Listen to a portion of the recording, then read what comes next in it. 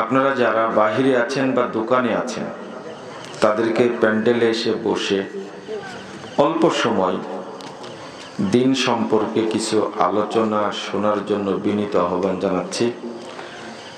আল্লাহকে অল্প সময় সাদাকা দিবেন। রাত তো 11টা বাজতে যাচ্ছে। এখন বাহিরে থাকার কোনো যৌক্তিকতা নেই। এসেছেন যখন, তখন অন্তত পাপগুলো ক্ষমা নিয়ে বিদায় নেওয়া উচিত।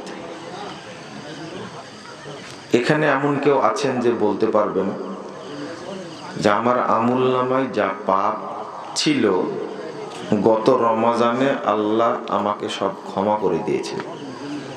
এরকম বিশ্বাস কারো আছে? নাই? বিশ্বাস আছে ক্ষমা হয়েছে? এটা আপনি যদি বলতে পারেন, বলা যাবে না? আপনার বিশ্বাস কি বলে? সত্যটা বলবেন। ক্ষমা হয়েছে? যদি আপনি আশা করেন যে আল্লাহ আমার পাপগুলো ক্ষমা করে দিয়েছেন, তাহলে দিয়েছেন আল্লাহ। এই বিশ্বাসটাই আপনার জন্য কাজ দিবে ইনশাআল্লাহ। এই যে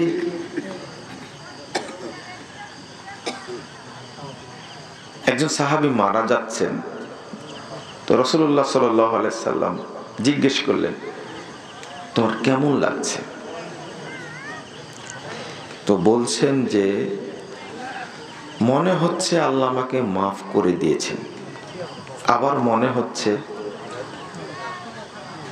আল্লাহ আমাকে যদি জিজ্ঞেস করেন তখন কি বলবো, ভয়ও লাগছে। কথা কি বুঝতে পারলেন? দুইটা কথা। তা আল্লাহ সম্পর্কে তার ভালো ধারণা, এই যে হুসনুজ্জন বিল্লাহ, আল্লাহ সম্পর্কে ভালো ধারণা, রাসূল সাল্লাল্লাহু আলাইহি ওয়াসাল্লাম বলছেন আল্লাহ সম্পর্কে যে ভালো ধারণা করে আল্লাহ তাকে মাফ করে দেন। অন্তত আশা তো করতে পারবেন। এবার বোঝা গেছে কেন বলছিলাম। অন্তত বিশ্বাস করেন আপনি যে আল্লাহ আমাকে সব পাপ মাফ করে দিয়েছেন, আলহামদুলিল্লাহ। আল্লাহর কাছে আশা করছি যে আল্লাহ হয়তো মাফ করে দিয়েছেন। এটা রাসূল সাল্লাল্লাহু আলাইহি ওয়াসাল্লাম বলেছেন, আহতাসিবু আলাল্লাহ আইয়ুকাফফিরা আস-সানাতাল্লাতী ক্বাবলা ওয়াস-সানাতাল্লাতী বা'দা। কেউ যদি আরাফার দিনের একটা সিয়াম রাখে, আমি আশা করছি, ধারণা করছি আল্লাহ 1 বছর পূর্বের পরের পাপ ক্ষমা করে দিবেন। কে ধারণা করছেন? রাসূল সাল্লাল্লাহু আলাইহি ওয়াসাল্লাম ধারণা করতেন তার উম্মতের জন্য। তা আপনি কি আশা করতে পারেন না? এমন একটা জায়গায় এসেছেন, এই জায়গায় উপস্থিত হলে আল্লাহ বান্দার সব পাপ ক্ষমা করে দেন। এমন জায়গায় উপস্থিত হয়েছেন, শুধু ক্ষমাই না, পাপগুলোকে আল্লাহ নেকি দ্বারা পরিবর্তন করে দেন। এমন জায়গায় এসেছেন, আল্লাহর কাছে যা চাইবেন আল্লাহ তাই দান করবেন। কিছু চেয়েছেন আপনারা? চাননি? আমি কিন্তু চেয়েছি। আমি দুইটা কথা বলেছি, যারা আয়োজন করেছেন আর আমরা যারা অংশগ্রহণ করেছি, আল্লাহ যেন আমাদের মাফ করে দেন। আর একটা চেয়েছি, রব্বুল আলামিন যেন আমাদেরকে জান্নাতুল ফেরদাউসের মেহমান হিসাবে কবুল করে নেন। আমিনও বলেন না অনেকে, তাই না? হ্যাঁ, অনেকে বলেনি, তাই না? মরার পরে বলার চিন্তা ভাবনা আছে।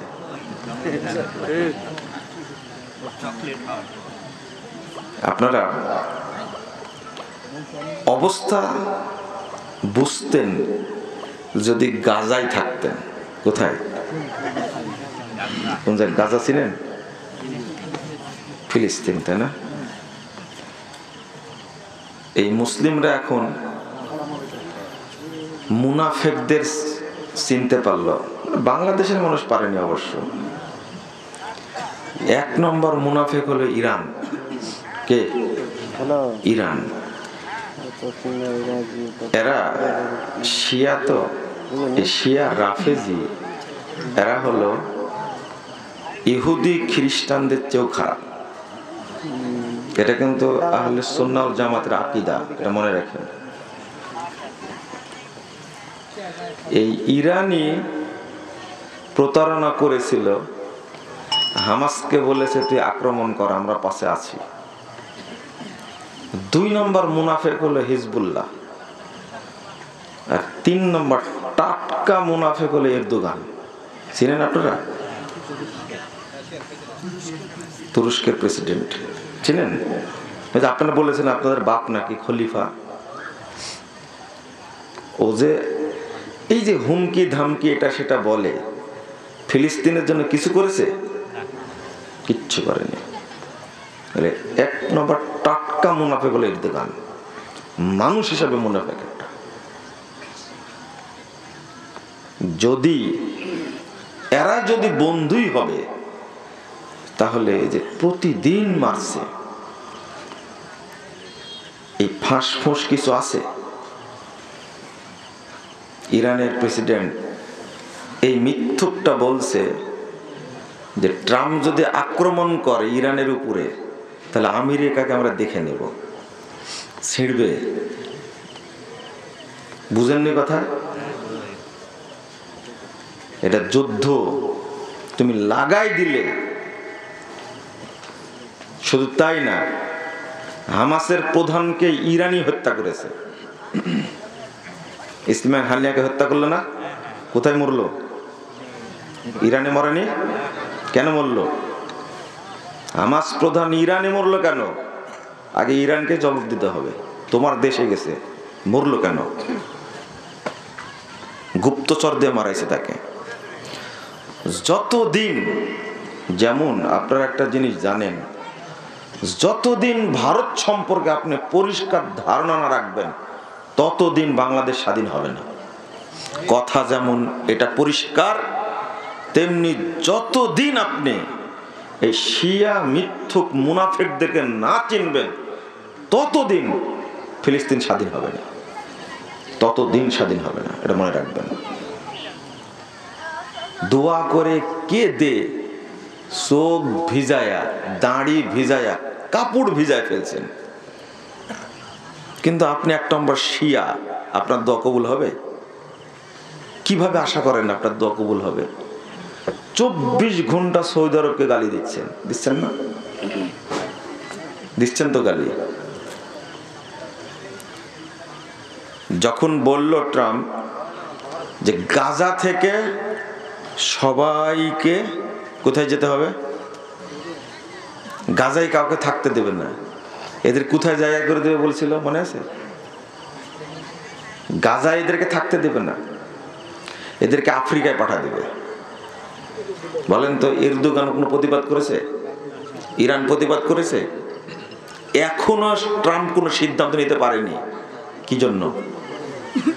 সৌদি আরব বলে দিয়েছে একটা কথা,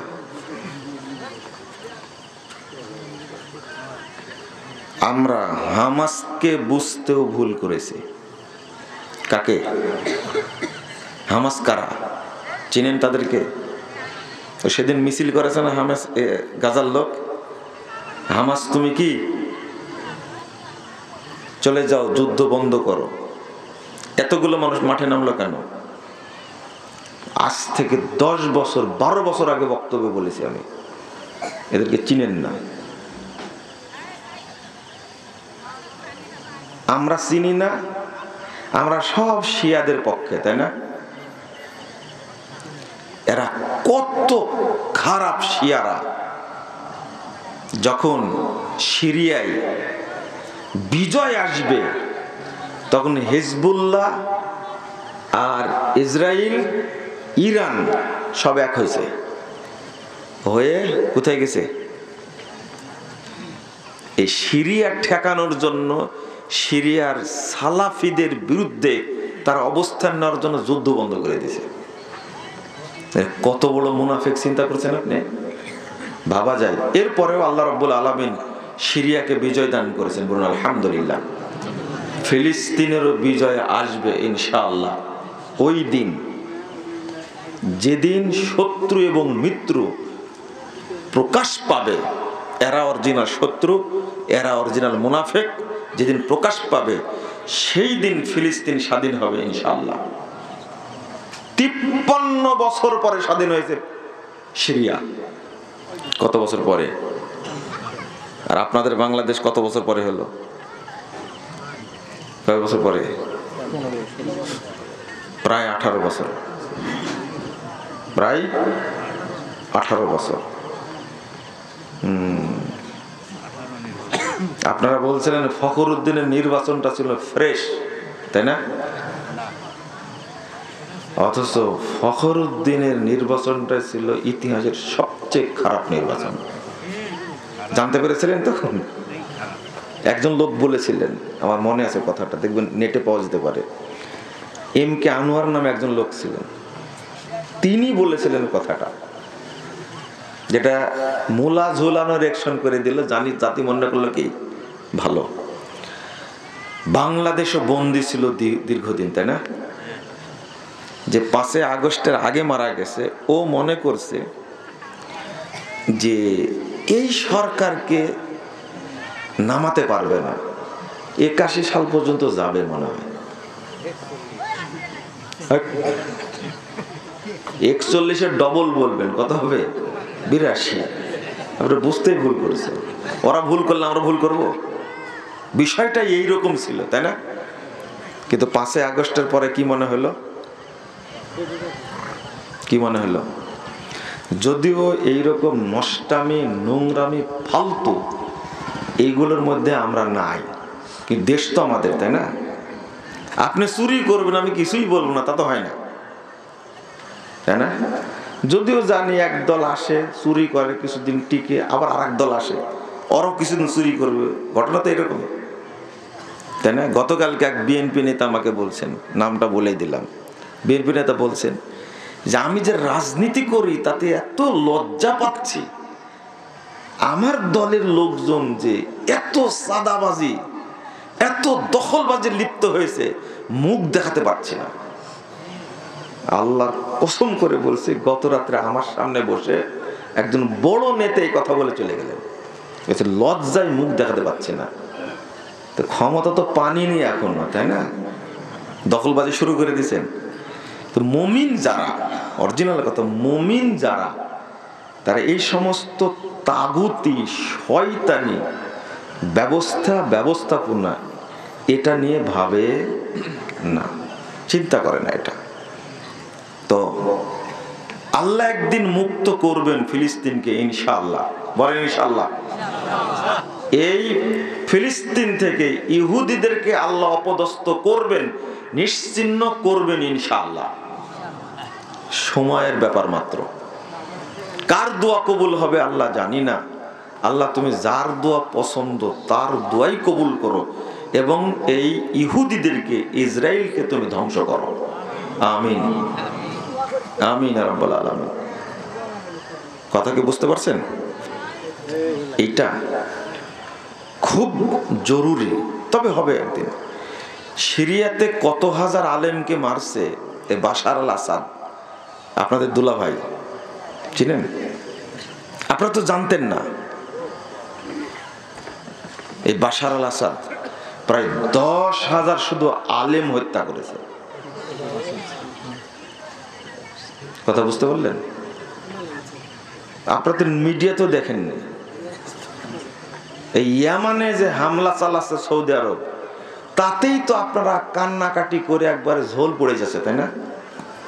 এই ইয়ামানে বসে আছে এই বাশারের জাত একটা, এরা 7,000 আলেমকে হত্যা করেছে। এই শিয়া হুতিরা, ওরা তো আপনাদের বন্ধু, এদেরকে চিনেন না। ইয়ামানে হামলার দরকার ছিল আরো 10 বছর আগে, যেটা মালিক আব্দুল্লাহ করেনি, বাদশাহ আব্দুল্লাহ করেনি। সালমান আসার পরে এই কাজটা করেছে। আমি এগুলো বলবো না আজকে, কিন্তু ফিলিস্তিনিদের জন্য দোয়া চাওয়ার উদ্দেশ্যে কথাগুলো বললাম। যেদিন আপনারা বুঝতে পারবেন, ফিলিস্তিনের জনগণ বুঝতে পারবেন। আমি বহু আগে বলেছি, এই হামাসের কারণে ফিলিস্তিনের জনগণ বিপদে পড়েছে। এই হামাস হলে ইখওয়ানি, ফাতারা কোথায় গেল একটু বলি, 1 মিনিট। ফাতা কোথায় গেল? 2007 সালে হামাস এবং ফাতা এরা দ্বন্দ্ব করে হামাস গাজাকে দখল করে এবং ফাতাকে তাড়িয়ে দেয়। আপনাদের কাছে আমার প্রশ্ন, এই গাজাতে এত মুসলমানকে হত্যা করছে, তো মাহমুদ আব্বাসের ফিলিস্তিনের জনগণ নাই? নাই? ওরা কই? আপনি তো বাংলাদেশ থেকে চিল্লাচ্ছেন, আপনি তো পাকিস্তান থেকে চিল্লাচ্ছেন, সৌদি আরব থেকে চিল্লাচ্ছেন, কিন্তু ওই ফিলিস্তিনে যারা আছে তারা কই?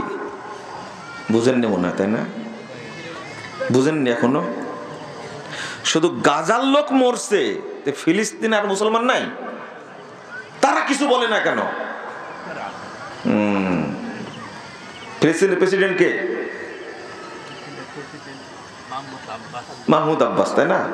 ওর কথা শুনেছেন করছি? ওই যে ফাতাকে এরা তাড়িয়ে দিয়েছে। হামাস হলো ইখওয়ানি, এরা হলো মিশরের কোথাকার? মিশরের ইখওয়ানিদের শাখা হলো হামাস। 1984 সালের ডিসেম্বরে তৈরি করেছে। ফাতা হলো 1959 সালের সেই ইয়াসির আরাফাতের তৈরি করা সংগঠন। এদেরকে গাজা থেকে বিতাড়িত করেছে, এরা ছেড়ে দিয়েছে। ঠিক আছে, শাসন করা এখন করছে শাসন। এখন হামাস শাসন করছে। ইসরায়েলকে হামলা করলো কেন? কার পরামর্শ করলো? এখন আপনারা কাঁদছেন, ঠেলা সামলাবে কারা? কেঁদে লাভ আছে? অসুস্থ যে যার হার্টের সমস্যা, কিডনিতে সমস্যা, সুস্থ মানুষ এই সমস্যাটা বুঝতে পারবে না। অত সহজ না, ব্যথা অনুভব করা সহজ না। ফিলিস্তিনের নারী পুরুষ, আহারে যেভাবে ইসরায়েল হত্যা করছে, ইন্না লিল্লাহি ওয়া ইন্না ইলাইহি রাজিউন। আল্লাহু আকবার। এইটা দেখবেন কি করে আপনি? এই দৃশ্যটা দেখবেন কি করে? মুসলিম বিশ্বের মুনাফিক মোড়লগুলো চুপচাপ আছে, মুখে কুলু পেটে কেউ কোনো কথা বলছে না। উদ্দেশ্য কি আল্লাহই ভালো জানে, আমরা কিছু বলতে পারবো না। আল্লাহর কাছে শুধু চাই, আল্লাহ মুসলিমদের রক্ত যেন আর না ঝরে, তুমি নিরাপত্তা দান করো। বলেন আমিন। আল্লাহ তুমি ফিলিস্তিনকে স্বাধীন করে দাও, আমিন। আল্লাহর কাছে বলি, আল্লাহ তুমি এই ইহুদি ইসরায়েলকে ধ্বংস করে দাও, ফিলিস্তিন থেকে তাদেরকে নিশ্চিহ্ন করে দাও, আমিন ইয়া রাব্বাল আলামিন। দোয়া করতে হলেও তো কি লাগবে? কবুল হওয়ার জন্য ঈমান লাগবে না? ঈমান আছে? আল্লাহকেই চিনতে পারিনি এখন পর্যন্ত। চিনতে পারছি? বাংলাদেশের মানুষকে জিজ্ঞেস করবেন আইন আল্লাহ, এর অর্থ কি? আল্লাহ কোথায়? বাংলাদেশের যত মসজিদ আছে, আহলে হাদিস মসজিদ বাদ দিয়ে যত মসজিদ আছে, ইমামকে ধরলাম, সাধারণ মানুষ না, ইমামকে যদি জিজ্ঞেস করেন আইন আল্লাহ, আল্লাহ কোথায়, এই উত্তর দিতে পারবে? দিতে পারবে? একজনের উত্তর দিবে না। অথচ হাদিস 537 নম্বর হাদিস সহিহ মুসলিমের মধ্যে এসেছে, এটা একজন মুসলমানের প্রথম প্রশ্ন, আইন আল্লাহ, বলো আল্লাহ কোথায়? আপনারা বলেন তো আল্লাহ কোথায়? কোথায়? জোরে বলেন। আরশে আজিম। মাশাআল্লাহ, খুব সুন্দর জবাব দিয়েছেন। আল্লাহু ফিস সামা, আল্লাহ কোথায়? আসমানে। কত সুন্দর উত্তর। রাসূল সাল্লাল্লাহু আলাইহি ওয়াসাল্লাম জিজ্ঞেস করলেন দ্বিতীয় প্রশ্ন, মান আনা, আমি কে? বলো তো আমি কে? তখন আনতা রাসূলুল্লাহ, আপনি আল্লাহর রাসূল। আলহামদুলিল্লাহ। শুধু এই দুইটা প্রশ্নের কারণে একজন বাচ্চার ছাগলের রাখালকে, একজন দাসীকে আল্লাহ রাসূল বললেন, তার মালিককে বললেন, আতিকহা ফাইন্নাহা মুমিনা, এই তুমি তাকে আজাদ করে দাও, এ একজন মুমিন মহিলা। বলুন আলহামদুলিল্লাহ। কয়টা প্রশ্ন জিজ্ঞেস করেন, তোর বাপের নাম কি? জিজ্ঞেস করেছিলেন? কোন দেশে বাড়ি জিজ্ঞেস করেছিলেন? তোমার বাপ কি করে? কিচ্ছু না। দুইটা প্রশ্ন, আইন আল্লাহ, আল্লাহ কোথায়? আকীদার প্রশ্ন। অথচ বাংলাদেশে যারা হাদিস পড়াচ্ছে যুগের পর যুগ, কেউ কেউ বলছে 96 বছর যাবত বুখারী পড়াচ্ছে। ও জিজ্ঞেস করবেন আল্লাহ কোথায় আছে, উত্তর দিতে পারে না। উত্তর দিলে যতটুকু দিবে সেটা কি? আল্লাহ সব জায়গায়। কাফের মুশরিকরা তো এই জবাব কোনোদিন দেয়নি, এই আকীদা ছিল না। যারা বলে আল্লাহ সর্বত্র বিরাজমান, তারা মুসলিম না কাফের? তা আল্লাহকেই চিনেন না, দোয়া কার কাছে করছেন আপনি? বুঝেন না? আল্লাহকে তাকে চিনতে হবে, তারপরে বলতে হবে আল্লাহ তুমি আমাকে সাহায্য করো। আপনি তো চিনেন না, আপনি আল্লাহর সব সিফাতকে অস্বীকার করেন। এক রাম ছাগল বলছে কি জানেন? বলছে এরা বলছে আল্লাহ আরশে আছে। কোথায়? আল্লাহ কোথায় আছে? আরশে আছে। আমরা বলছি না, আল্লাহ নিজেই বলেছেন আর রহমান আলাল আরশি ইস্তাওয়া। আল্লাহ নিজে বলছেন সূরা তাহা ৫ নম্বর আয়াত, আল্লাহ আরশে উঠেছেন। বলেন আলহামদুলিল্লাহ। আমরা সে আকীদা পোষণ করি।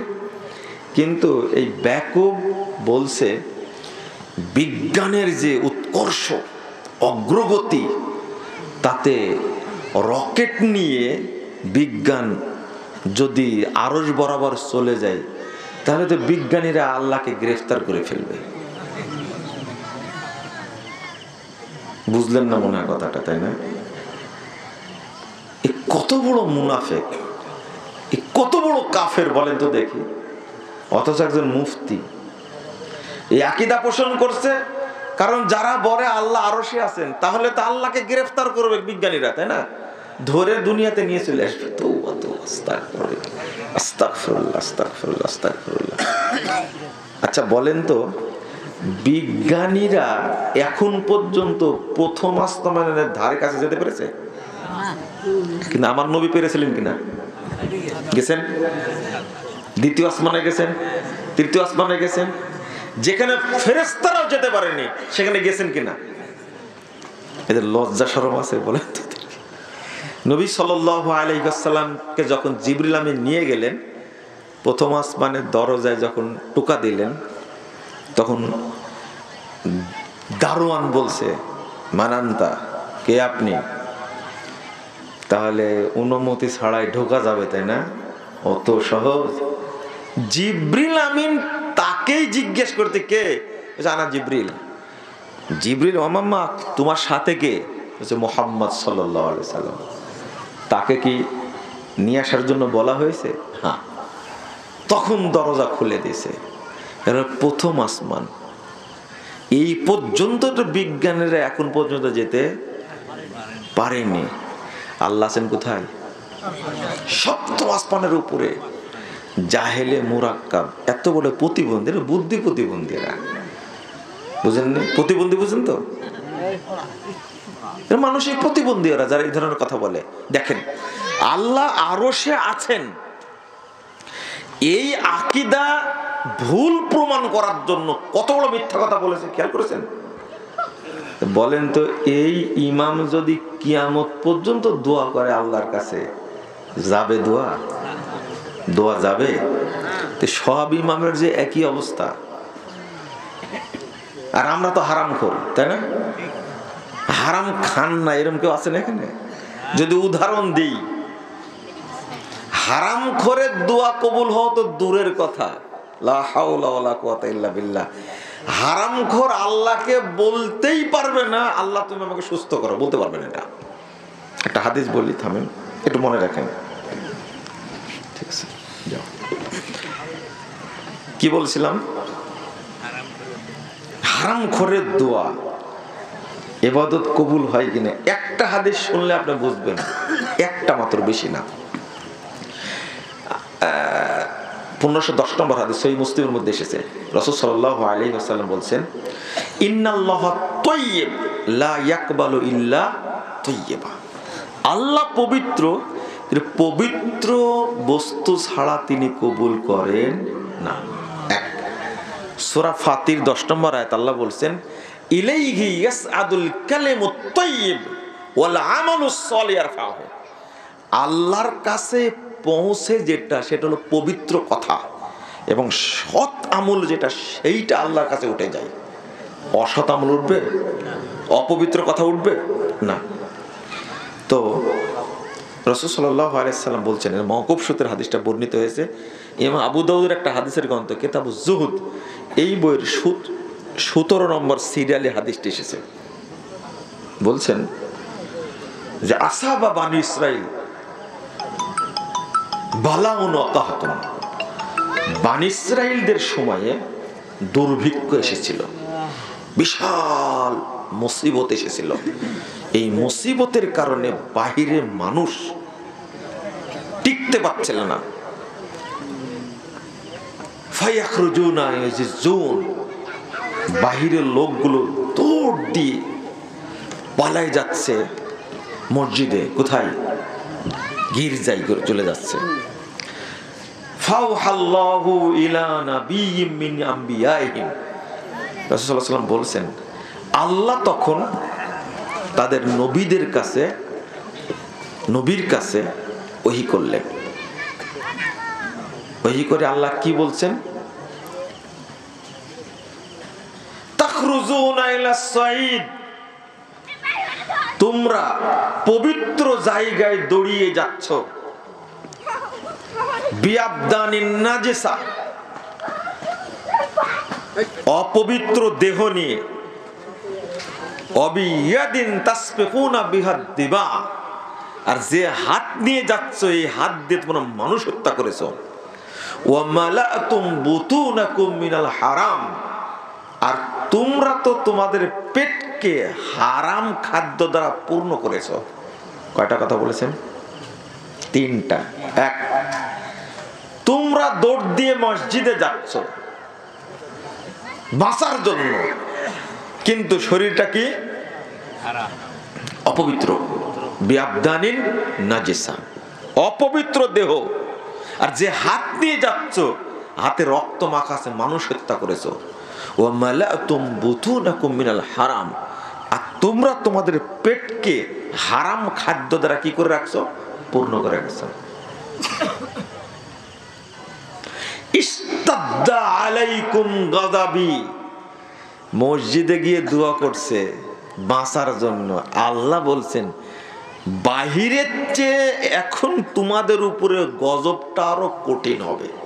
হলো ইস্তাদ্দা আলাইকুম গাযাবি ফালাম তাজদাদু ইল্লা বুদা, তোমরা আমার রহমত থেকে দূরেই যেতে থাকবে, আমার রহমতের ধারে কাছে আসতে পারবে না, গজব নাজিল হতেই থাকবে। তাহলে হারামখোর যদি কাবা ঘরে যায় বলে, আল্লাহ তুমি আমার উপরে দয়া করো, আল্লাহ করবেন? আল্লাহ বলবেন তোর উপরে গজব নাজিল হবে, তুই অপবিত্র দেহ নিয়ে এই জায়গায় আসলি কেন? বুঝেন না মনে কথাটা? বুঝতে পারছেন? আপনি যে দোয়া চাচ্ছেন ফিলিস্তিনিদের জন্য, এর বিধান কি তাই বলেন দেখে?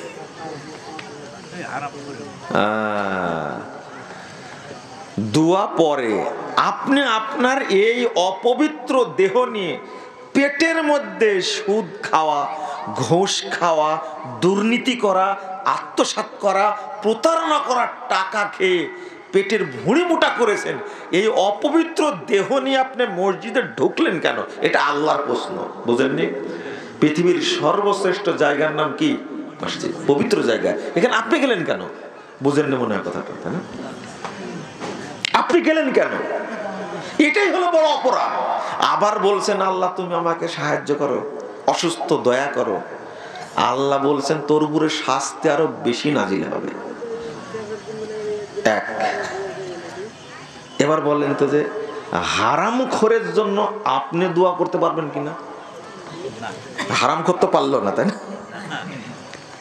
হারামখোর পারলো না, এখন হারামখোরের জন্য আপনি দোয়া করতে পারবেন কিনা? উত্তর দেন। বুঝেন বুঝেন, ওয়াজ তো শুনেনি প্রতিদিন, আজকে একটু বুঝেন। আমার কথাগুলো কি বুঝতে পারছেন?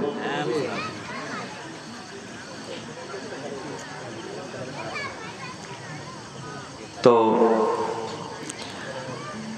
একজন লোক ধরেন ব্যাংকে চাকরি করে, কোথায়? এ হারাম খায় না?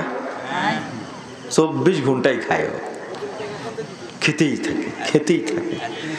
আর ব্যাংকে চাকরি করার লোভ মানুষের মধ্যে এত বেশি আসছে। মনে করেন একজন লোক সুদে টাকা লাগায়, একজন লোক আত্মসাৎ করে ঘুষ খায়, ও বেতন পায় মাত্র 30,000 টাকা, বাড়ি করেছে 3 কোটি টাকা দিয়ে। কোথায় পেয়েছে এটা? হ্যাঁ, স্বপ্নে পেয়েছে মনে টাকা, তাই না? ওর বাপ করে দিছে।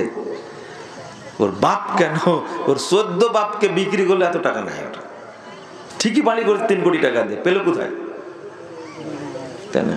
তো আপনি মনে করছেন তাকে দোয়া করবেন? না, হারামখোর জানতে পারলে তার জন্য দোয়া করা যাবে। একটা দোয়া করা যাবে, একটা শুধু, আল্লাহ তুমি হেদায়েত দান করো। কি বলা যাবে? বলা যাবে না। মেডিকেলে পড়ে আছে, অসুস্থ হয়ে আছে, অ্যাক্সিডেন্ট করছে, আল্লাহ তুমি তাকে সুস্থ করো, তার উপরে দয়া করো, বলা যাবে না। আপনি জানেন ও হারামখোর, দোয়া করা যাবে না। কাবায় গিয়ে দোয়া করা যাবে না। 224 নম্বর হাদিস সহিহ মুসলিমের মধ্যে এসেছে। রাসূল সাল্লাল্লাহু আলাইহি ওয়াসাল্লামের সাহাবী, এদিকে তাকান, ভুলে যাবেন আপনি।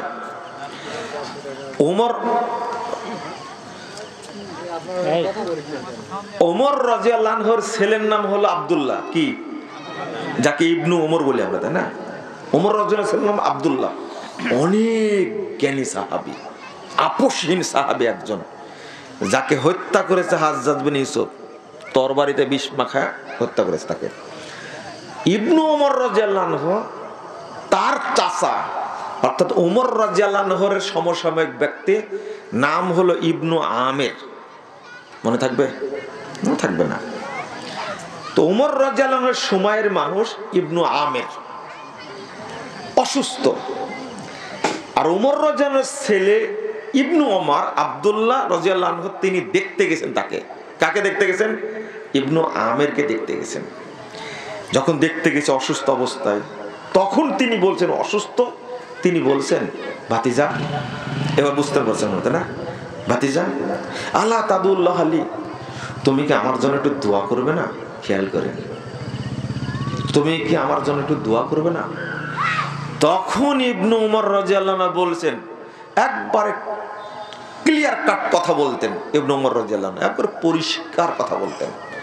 তিনি বলছেন, সামিতু রাসূলুল্লাহ সাল্লাল্লাহু আলাইহি সাল্লাম, চাচা শুনেন, আমি আল্লাহর রাসূলকে বলতে শুনেছি, লা তুকবালু সালাতুন বিগাইরি তুহুর, ওযু ছাড়া সালাত কবুল হয় না, ওয়ালা সাদাকাতুন মিন গুলুল, আর আত্মসৎকারীর ঘুষখোরের হারামখোরের জন্য দোয়া কবুল হয় না।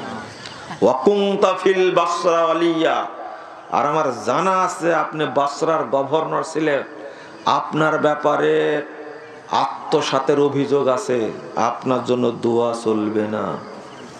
দেখতে গেছেন কিন্তু দোয়া, দেখতে গেছেন সৌজন্য, হিন্দুকে তো দেখতে যাওয়া যায়, সৌজন্য এটা, কিন্তু শরীয়ত বলে দিচ্ছে তুমি দেখতে যাও কিন্তু দোয়া করা। কত বড় শক্ত কথা, খেয়াল করলেন আপনারা? জানেন যে লোকটা হারামখোর, দোয়া করলেন না তো করলেন না, এমন হাদিস শুনায় দিলেন, শোনেন চাচা, হতে পারেন আপনি আমার বাপের বন্ধু, আমি দেখতে আসছি, সবই ঠিক আছে, কিন্তু আপনি যে দোয়া করার কথা বললেন, এই দোয়া আমি করতে পারবো না, কারণ আপনি হারামখোর, আপনার বিরুদ্ধে অভিযোগ আছে। আপনি বাসরা যখন গভর্নর ছিলেন তখন কি করেছেন? আত্মসাৎ করেছেন। ইন্না লিল্লাহি ওয়া ইন্না ইলাইহি রাজিউন। চিন্তা করেন, এবার একটু ভাবেন, যারা আমরা হারামের সাথে জড়িত, সুদের সাথে, ঘুষের সাথে, আত্মসাতের সাথে, এখানে যারা বসে তারা সবাই জমি কটে নিয়ে ব্যবসা করেন মনে হয়, তাই না? জায়গা মতো গেছে, তাই না?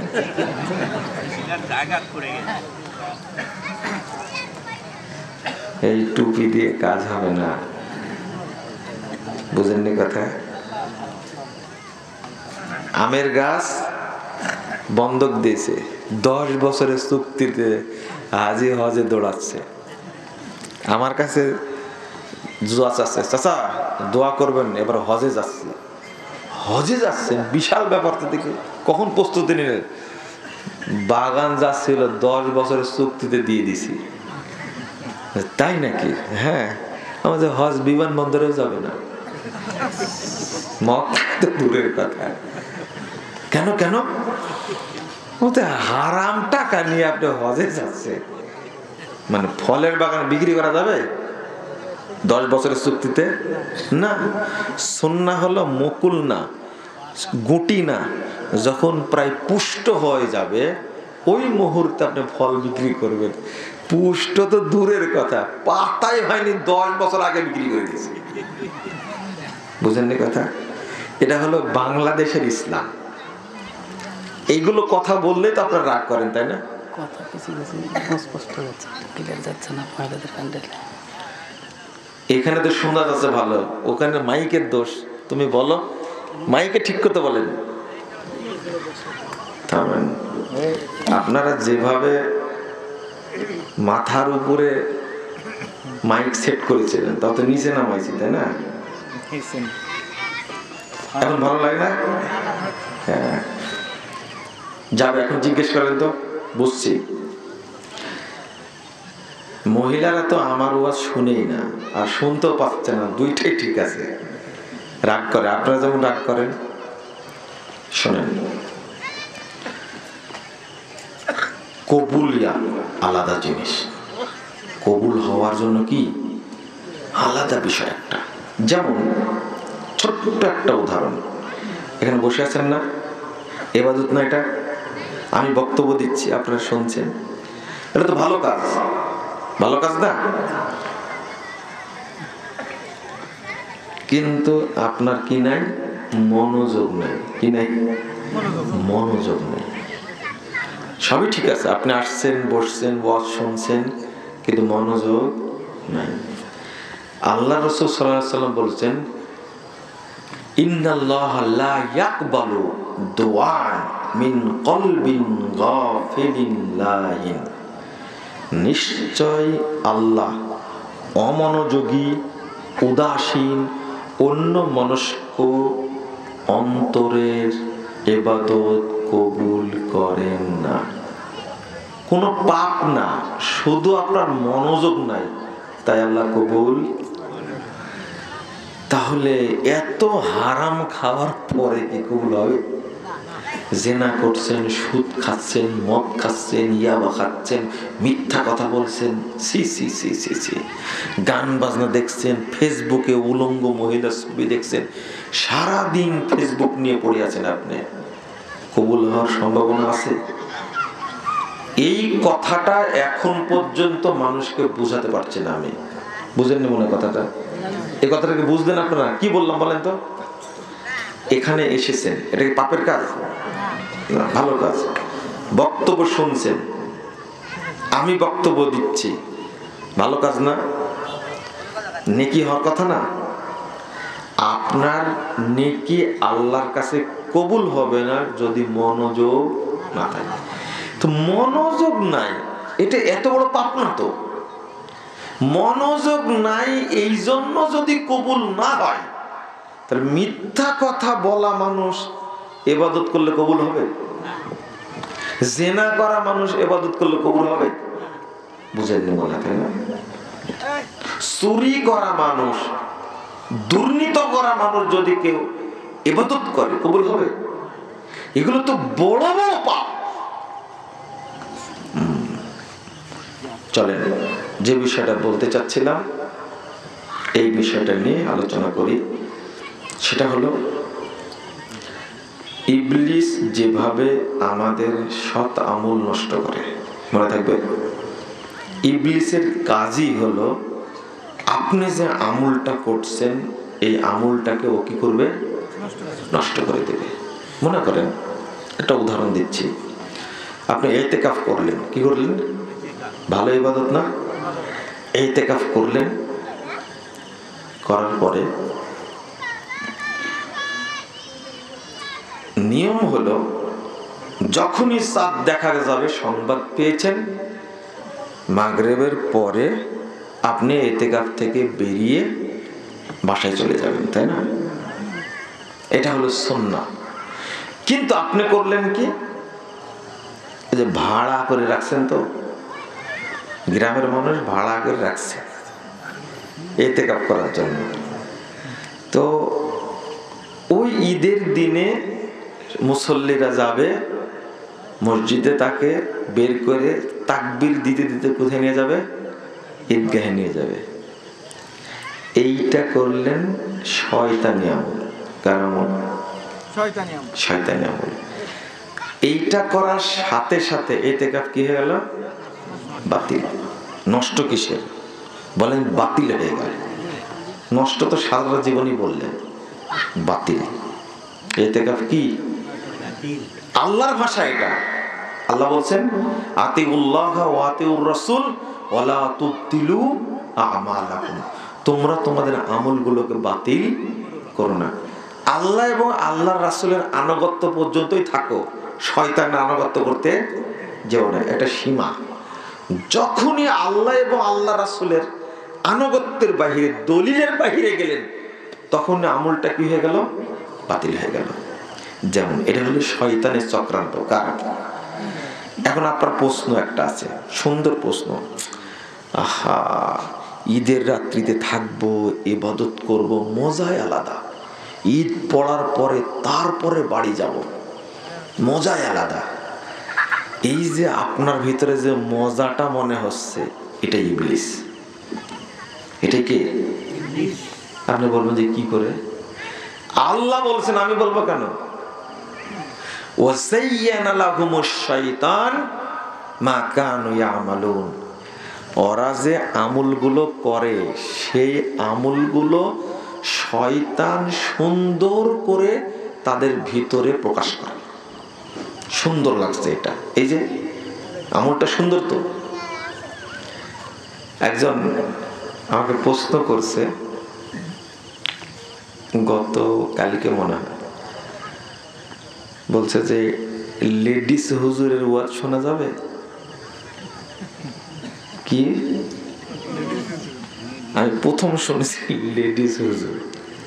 লেডিস হুজুর কে রে ভাই? আপনি চিনেন না? ও বুঝানোর চেষ্টা করলো, কিন্তু আমি এখন পর্যন্ত বুঝিনি লেডিস হুজুর বলছে। ওই যে এই যে ঠোঁটে আলকাতরা, কি ঠোঁটে কি বলে? লিপস্টিক দেয়, তাও বুঝিনি এখন পর্যন্ত, বুঝিনি যে লেডিস হুজুর কি। তা আমি বললাম যে আপনার প্রশ্নটা কি বলেন? ওই যে বললাম এর ওয়াজ শোনা যাবে কিনা। আমি বললাম যে আপনি কি মানসিক প্রতিবন্ধী? বলছে যে না। তো যারা এই সমস্ত ভাইরাস বক্তার ওয়াজ শোনে এরা তো প্রতিবন্ধী, দলিল নাই, কিছু নাই, গান গায় মঞ্চে উঠে, যে কি এই নোংরা গান গায়। এদের ওয়াজ যারা শোনে তারা তো প্রতিবন্ধী, বুদ্ধি প্রতিবন্ধী। তা আপনি আমাকে এই প্রশ্ন করছেন কেন? তখন বলছেন যে আপনার নামটা কি বলেন তো? আমাকে বলছে। তখন এটা তো আমি বলবো না। আপনি কাকে ফোন দিয়েছেন? আমাকে জিজ্ঞেস করছে। আমি জিজ্ঞেস করছি আপনি কাকে ফোন দিয়েছেন? আমি তো মুজাফফর বিন মুহসিনকে ফোন দিয়েছি। ঠিকই দিয়েছেন আপনি, এবং আমি কথা বলছি, এখানে কোনো সন্দেহ নাই। তো যারা প্রতিবন্ধী, হ্যাঁ, মানে এটাও মেনে নিতে কষ্ট হচ্ছে। শোনেন,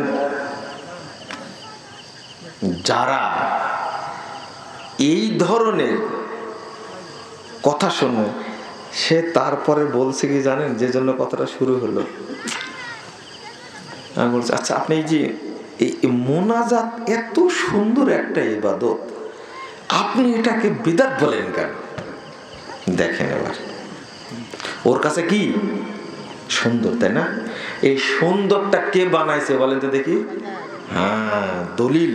43 নম্বর আয়াত সূরা আনাম, আল্লাহ বলছেন ওয়া যায়্যানা লাহুমুশ শাইতান মা কানু ইয়ামালুন, তারা যে আমলগুলো করে শয়তান এইগুলোকে সুন্দরভাবে চাকচিক্যময় করে উপস্থাপন করে। নাউযুবিল্লাহ, নাউযুবিল্লাহ। শুধু এটা, আল্লাহ আরো বলছেন কি, ওয়াকাযালিকা জাআলনা লিকুল্লি নাবিয়্যিন শায়াতিনাল ইনসি ওয়াল জিন ইউহি বা'দুহুম ইলা বা'দ যুখরুফাল কওলি গুরুরা। 112 নম্বর আয়াত সূরা আনাম। আপনারা কি রাগ করছেন না শুনছেন? না, আপনার এলাকার মানুষ কিন্তু বক্তব্য শুনে, এটা জানে। আপনাদের আমি খুব ভালোবাসি, সত্য কথা, আসলেই ভালোবাসি। এই এলাকায় প্রোগ্রাম হলে আমি সম্ভবপর চেষ্টা করি আসার, কারণ আপনাদের আমি চিনি। এলাকায় যেখানে যাই যতক্ষণ কথা বলবো আপনারা বসে থাকবেন এই জায়গায়, ঠিক না? বসে থাকবেন, কেউ উঠেন না, একবারে মাটি কামড়া। এই ঈদের আগে আসছিলাম এই জায়গায়, কোন এলাকায় জন্য আমি পুরো পশ্চিম বুঝতে পারছি না, তো আসছিলাম এই জায়গাতে, ঠিক মাইক ও ঠ্যাং ঠ্যাঙ্গে একটা মাইক। পরে অনেক দেরি হলো স্টেজে ঠিক করতে, কিন্তু জনগণ একজনও যায়নি, বসে আছে, মাটি কামড়ায় বসে আছে। এই জন্য আপনাদের ভালোবাসি। আমি যে আয়াতটা বলছিলাম শুনেন, আল্লাহ বলছেন যে মানুষদের মধ্যে থেকে শয়তান আর জিনদের মধ্যে থেকে শয়তান শত্রু। আচ্ছা, জিনদের মধ্যে থেকে শয়তান কে বলেন তো? কে? জোরে বলেন। ইবলিস আর তার কি চেলারা, তার দালাল যারা আছে তারা। আপনাদের দায়িত্ব দিলাম, মানুষদের মধ্যে শয়তান কারা?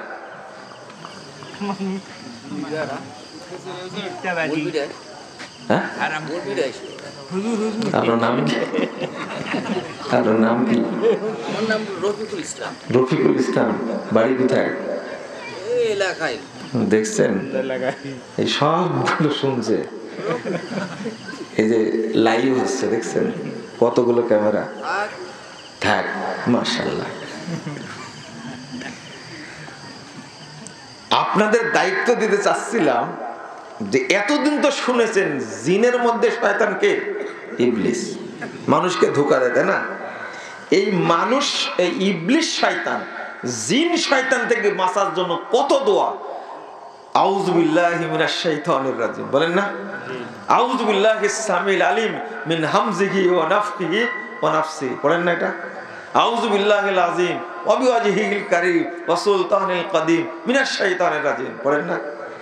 এতে আল্লাহ যে আগে মানুষ শয়তানের কথা বললেন, এরা কারা? তো মুরব্বি বলছে যে হুজুরেরা শয়তানে থাকে, জোরে বলছে।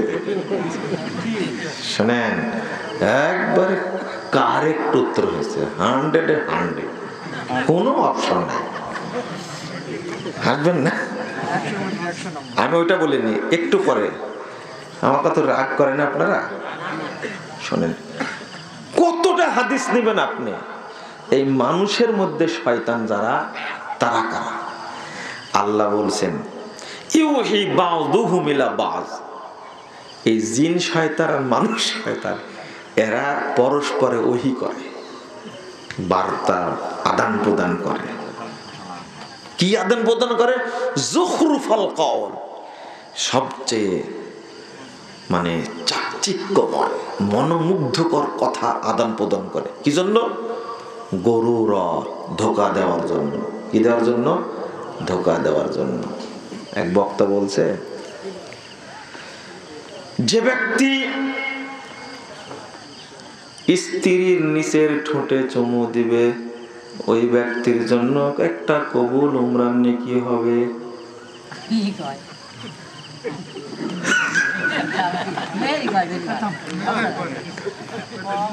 বলে না? দেখেন, আপনারা শুনছেন। তাহলে স্ত্রীর নিচের ঠোঁটে চুমু দিলে একটা কবুল উমরার নেকি হবে। এটাতে মহিলারাও খুশি, বক্তাও খুশি, আপনি আপনারাও খুশি। এক বক্তা বলছে যে এই ওয়াজ করার কারণে 15,000 টাকা আমাকে বেশি দিছে।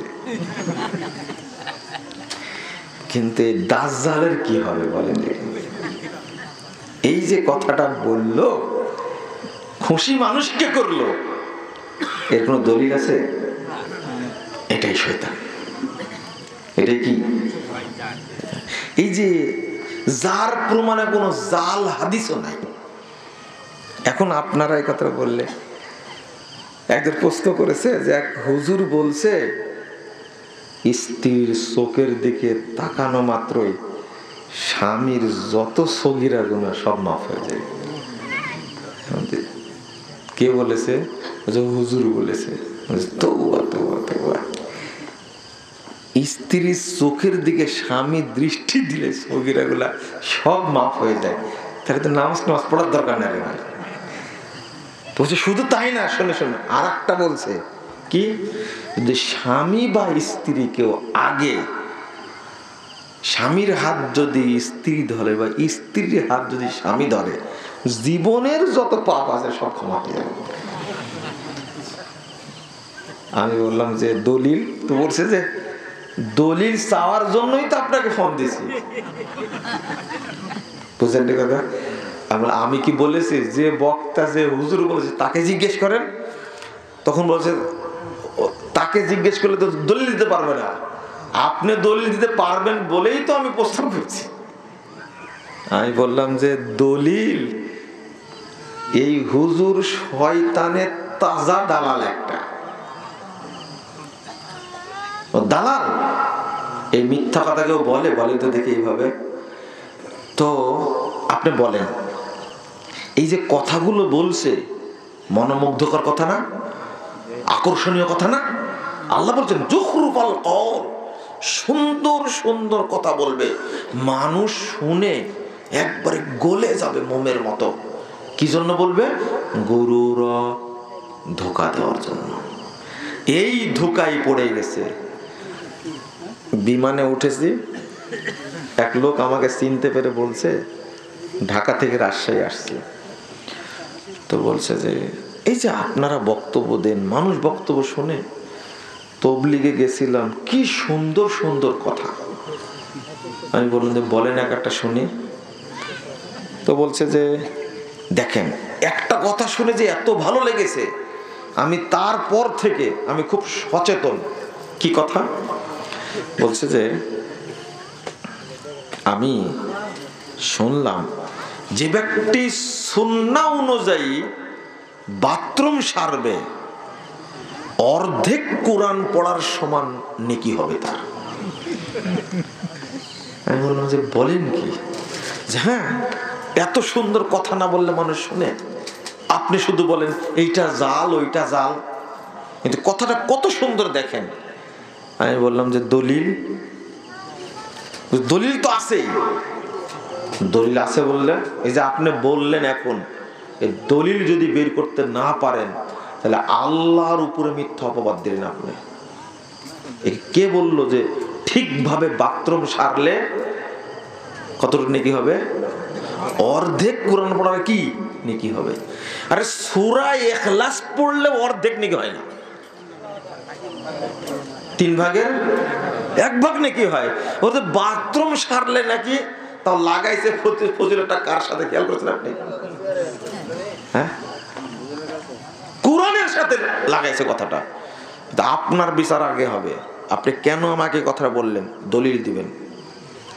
দলিল নাই, কিয়ামত পর্যন্ত সময় দিলাম আপনাকে, দলিল বের করবেন মিথ্যা কথা। কেন শুনলেন?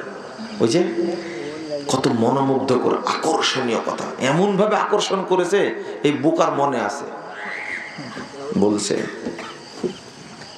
একজন প্রফেসর মানুষ তবলিগ করে, আমি ওনাকে বোঝানোর জন্য বলছি যে আপনারা রিটায়ার্ড করেছেন, একটা কথা শুনেন তো। বলেন। তবলিগের লোক বই লিখেছে, যে ব্যক্তি মক্কায় সালাত আদায় করবে তার নেকি হবে 1,00,000 গুণ বেশি। কত? 1,00,000 গুণ বেশি। আর কেউ যদি টঙ্গীর মাঠে নামাজ পড়ে তার নেকি হবে 1 কোটি গুণ বেশি। কিছু একটা বলেন, সুবহানাল্লাহ বলেন। তা আপনার ভিতরে কি জং ধরছে? হ্যাঁ, নাউজুবিল্লাহ বলতে পারছেন না? না না, কথাটা কত আকর্ষণীয় কথা, খেয়াল করেছেন? মক্কা কেউ যাবে? কোথায় যাবে এখন? সব টঙ্গি যাবে। বিশাল একটা ব্যাপার তো। মক্কায় নামাজ পড়লে যদি 1 লক্ষ গুণ বেশি নেকি হয়, আর সেখানে টঙ্গীর মাঠে 1 কোটি গুণ বেশি নেকি হবে, তা টাকা পয়সা খরচ করে এত কষ্ট করে যাওয়ার কি দরকার? আমি এক প্রফেসরকে বলছি, আচ্ছা তবলিগের কথা কি ঠিক আছে? এই শোনেন, তবলিগের এই দাবিটা কি ঠিক আছে? তখন প্রফেসর সাহেব বলছে যে আল্লাহ চাইলে তো দিতেও পারে। ওর মাথায় কি আছে বলেন দেখি? গোবর দ্বারা অনেক উপকার হয়, এর মাথায় কিচ্ছু নেই। ঠিক বলেছেন, কিচ্ছু নেই। আপনারা একটু বলেন তো দেখি, বুঝান তো দেখি, প্রফেসর হলো কি করে? কাঁচা তেল খায়া? কাবার সাথে তুলনা করা যাবে কি? আস্তাগফিরুল্লাহ, আস্তাগফিরুল্লাহ। যদি কেউ এই কথা বলে সে আর মুসলিম থাকবে? কাবার সাথে তুলনা, তুচ্ছ তাচ্ছিল্য করা কাবাকে। কিন্তু কথাটা কি? কথাটা কি আকর্ষণীয় না? মজাদার কথা। সব কথা আকর্ষণ করবে কাদেরকে? মূর্খদেরকে, তাই না? আল্লাহ বলছেন যুখরুফাল কওলে গুরুরা, যত ফজিলতপূর্ণ কথা আছে আগে যাচাই করবেন। একজন বলছে আমার বাইতুল মাকদেসে সালাত পড়ার খুব ইচ্ছা। আমি বললাম যে এত ইচ্ছা কেন? মক্কায় সালাত পড়ার ইচ্ছা করে না? বলছে না না, বাইতুল আকসাতে সালাত আদায় করলে 62,50,00,000 নেকি হবে। কত? আমি একটা আয়াতটা বোঝানোর জন্য বলছি। সেটা কি? শয়তানের কথাগুলো সব কি হয়? আকর্ষণীয়, মজার কথা হয়। এটাকে বুঝতে পারলেন আপনারা এতক্ষণ যাবত? হ্যাঁ, আপনারা হয়তো কষ্ট পেলেন, কিন্তু এটা বুঝতে হবে। আপনারা বুঝতে পারেন না, বুঝেন না। যেমন আরেকটা কথা বলি আপনাদেরকে,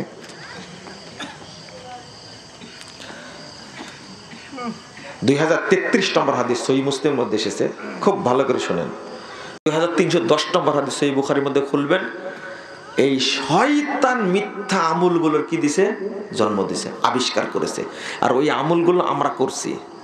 আর আমাদের মধ্যে আছে, লুকিয়ে আছে শয়তানের সামসা, শয়তানের দালাল। হাদিসে আসছে দালালের কথায়। আমি কি অনুবাদ করবো বলেন তো দেখি? কি অনুবাদ করলে আপনার খুশি হবেন? ডিলার বুঝেন? ডিলার, ডিলার বুঝেন? ডিলার না, এজেন্ট বুঝেন? এজেন্ট। আচ্ছা, না বুঝলেও দালাল তো বুঝেন, চামচা তো বুঝেন। এই ইবলিসের চামচা যারা, আল্লাহ রাব্বুল আলামিন তাদের সম্পর্কে বলছেন 121 নম্বর আয়াত সূরা আনআম। আল্লাহ রাব্বুল আলামিন বলছেন ওয়াইন্নাশ শায়াতিনা লা ইউহুনা ইলা আউলিয়াইহিম লিউজাদিলুকুম ওয়াইন আতাতুমুহুম ইন্নাকুম লামুশরিকুন। আপনারা হেলাই খেলাই কাটায় দেন। যারা বিনা দলিলে কথা বলে, মিথ্যা কথা বলে, যদি তাদেরকে ফলো করে, আল্লাহ বলছেন তোমরা মুশরিক হয়ে যাবে। কি হয়ে যাবে? মুশরিক হয়ে যাবে।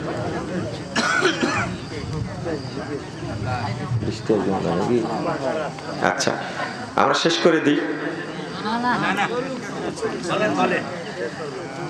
না, যদি বৃষ্টি চলে আসে তখন তো অবস্থা খারাপ আপনাদের।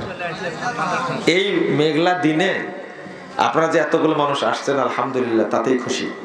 আপনারা শুনছেন, আলহামদুলিল্লাহ। আমি একটা জিনিস বোঝাতে গিয়েছিলাম যে প্রত্যেকটা আমলের সাথেই কে লুকিয়ে থাকে? ইবলিস। কি জন্য?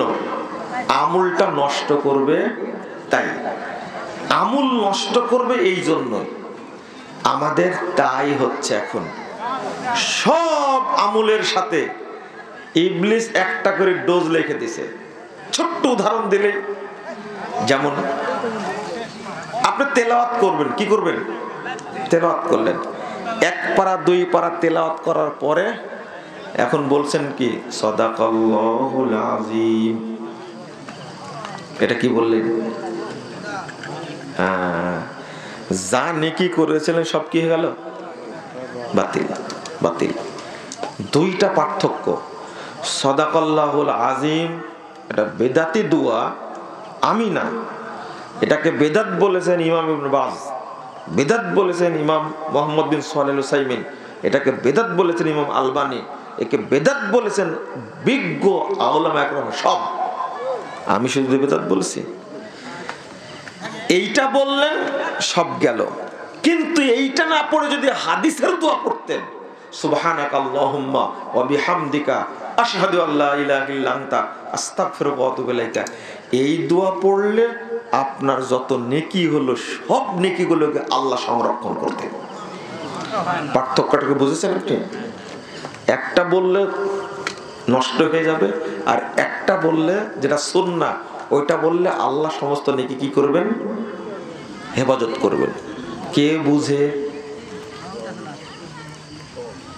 ছোট্ট একটা আমল। এই যে 54 বছর পরে বাংলাদেশের জনগণ বুঝলো, 54 বছর পরে যারা বুঝলো তো বুঝলো, যারা মরে গেছে তারা কি হবে আল্লাহ ভালো জানে, যে ইফতারের সময়ের সাথে অতিরিক্ত 3-4 মিনিট যোগ দেওয়া এটা যে ঠিক না, এটা বুঝতে বাংলাদেশের মানুষের সময় লাগলো কত বছর? 54 বছর। কিন্তু আহলে হাদিসরা তো আগেই বুঝেছে, তাই না? এটাই হলো পার্থক্য আপনাদের মধ্যে, এটাই পার্থক্য। মানলো তো, কিন্তু ইতিমধ্যেই বহু ইমামকে গ্রেফতার করা হয়েছে, বহু মসজিদে হামলা হয়েছে, বহু ইমামের নামে মামলা হয়েছে। এগুলো কি হবে? এগুলো এখনো আহলে হাদিস মসজিদ বন্ধ করে দেওয়া হচ্ছে, আহলে হাদিস মসজিদের মুসল্লিদের উপর আক্রমণ করা হচ্ছে না? এখন যে কোনো জায়গায় ঘটছে এটা। কি জন্য? রমাজান মাসেও সরকার ঘোষণা দিল আলহামদুলিল্লাহ অনেক জায়গায় ঠিক হয়েছে, কিন্তু ঠিক হতে আরো 10 বছর লাগবে। ওই যে গোলামি, ইফতারের টাইম হয়েছে, এর সাথে আরো 3 মিনিট যোগ দিবেই। কিন্তু বর্তমান ধর্ম উপদেষ্টা যোগ্য মানুষ, তিনি সাহস নিয়ে এই 54 বছরের এই বেদাতকে উৎখাত করেছে। আলহামদুলিল্লাহ। বুঝেন না কথা? এবারে আমাকে 3 মিনিট আগে ইফতার করার জন্য আমাকে মসজিদে আসবে না। এই ঘটনা আমি যেটা বোঝাতে চাচ্ছি আপনাদেরকে,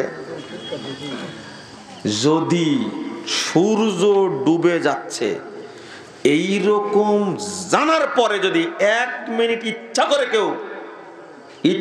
করে কেউ দেরি করে, এটা কার পরামর্শ বলেন তো? কি জন্য? নষ্ট করবে তাই। এরপরে বলছে হুজুর আর 1.5 মিনিট আছে, বুঝছেন তো? এর অর্থ কি? দড়ি বাগান না, না মারি দেন, আর 1.5 মিনিট আছে। এটা মুনাজাত 1.5 মিনিটে করে দেবে, আর 1.5 মিনিটে কি বলবেন আল্লাহকে বলেন তো দেখি আমাকে। সারা দিন গেল বলেননি, এই 1.5 মিনিট আপনি কি করবেন? ইফতারের পূর্বে দোয়া কবুল হয়, এই দোয়াটা, এই হাদিসটা জয়ীফ হাদিস। বরং সহিহ হাদিসটা হলো সুবে সাদেক থেকে নিয়ে সূর্যাস্ত পর্যন্ত পুরো টাইমটা হলো দোয়া কবুলের টাইম। কথা বুঝতে বললেন? আপনি করেন দোয়া। এরপরে পড়ছে আল্লাহুম্মা সুমতু লাকা ওয়া তাওয়াক্কালতু আলা রিজকিকা ওয়া আফতারতু বিরাহমাতিকা ইয়া আরহামার রাহিমিন। এটা কি বললেন? আরেক বেদাত, তাই না? সিয়ামকে নষ্ট করার জন্য ইবলিস কয়টা তৈরি করে রাখছে? এটাই হলো ইবলিসের কৌশল। ইবলিস আপনার কোনো আমল আল্লাহর কাছে পৌঁছতে দিবে না। আপনি যদি উদাহরণ দিতে বলেন, আমি একটার পর একটা দিতেই থাকবো এরকম ভাবে। ওযু করলে সমস্ত পাপ আল্লাহ মাফ করে দেন। আল্লাহ রাসূল সাল্লাল্লাহু আলাইহি ওয়াসাল্লাম বলছেন, ইনসারাফা মিন খতিয়াতিহি কাহায়াতিহি ইয়াউমা ওয়ালাদাত উম্মু। মুমিন ব্যক্তি ওযু করলো, ওযু করার সাথে সাথে ওই ব্যক্তি পাপ থেকে ওই দিনের মতো পবিত্র হয়ে গেল যে দিন তার মা তাকে জন্ম দিয়েছিল। কিন্তু ইবলিস বলছে থাম, ওযুর দুয়াই চেঞ্জ করে দিয়েছে। বিসমিল্লাহির রহমানির রহিম, বিসমিল্লাহিল আলিয়্যিল আযীম, আল ইসলামু হাক্কুন ওয়াল কুফরু বাতিলুন, আল ঈমানু নূরুন ওয়াল কুফরু যুলমাতুন। আলহামদুলিল্লাহ আলা দীনিল ইসলাম, এটা তৈরি করেছে। আলহামদুলিল্লাহ আলা দীনিল ইসলাম, আল ইসলামু হাক্কুন ওয়াল কুফরু বাতিলুন, আল ঈমানু নূরুন কুফরু যুলমাতুন। এই যে দোয়া তৈরি করলো, বিসমিল্লাহ কই? বিসমিল্লাহ কি এর মধ্যে আছে? এর মধ্যে নাই। লা হাওলা ওয়ালা কুওয়াতা ইল্লা বিল্লাহ, আস্তাগফিরুল্লাহ। বিসমিল্লাহ আউট করে দিয়েছে। বলেন তো ওযু থাকলো না বাতিল হয়ে গেল? বাতিল, বাতিল। এটা হলো ইবলিসের কাজ। সব আমলের সাথে এগুলো যোগ করেছে। আপনারা অনেক সময় বসে থাকলেন, খুব খুশি হলাম, আলহামদুলিল্লাহ, খুব ভালো লাগলো। আল্লাহ যেন আমাদেরকে সচেতন করেন আমলের ক্ষেত্রে। আমল করবেন, আল্লাহ যেন কবুল করেন। ওই আমলের মাধ্যমে আমরা জান্নাতে যেতে চাই ইনশাআল্লাহ। আল্লাহ তুমি আমাদের কবুল করে নাও, আমিন ইয়া রাব্বাল আলামিন। যে দোয়াগুলো করেছি আল্লাহ তুমি কবুল করে নাও। শেষে আবারও দোয়া করছি, আল্লাহ তুমি আমাদের মাফ করে দাও এবং আমাদের সকলকে জান্নাতুল ফেরদাউসের মেহমান হিসেবে কবুল করে নাও, আমিন। সুবহানাকা আল্লাহুম্মা ওয়া বিহামদিকা আশহাদু আল্লা ইলাহা ইল্লা আনতা আস্তাগফিরুকা ওয়া আতুবু ইলাইকা। ওয়াসসালামু আলাইকুম ওয়া রাহমাতুল্লাহি ওয়া বারাকাতুহু।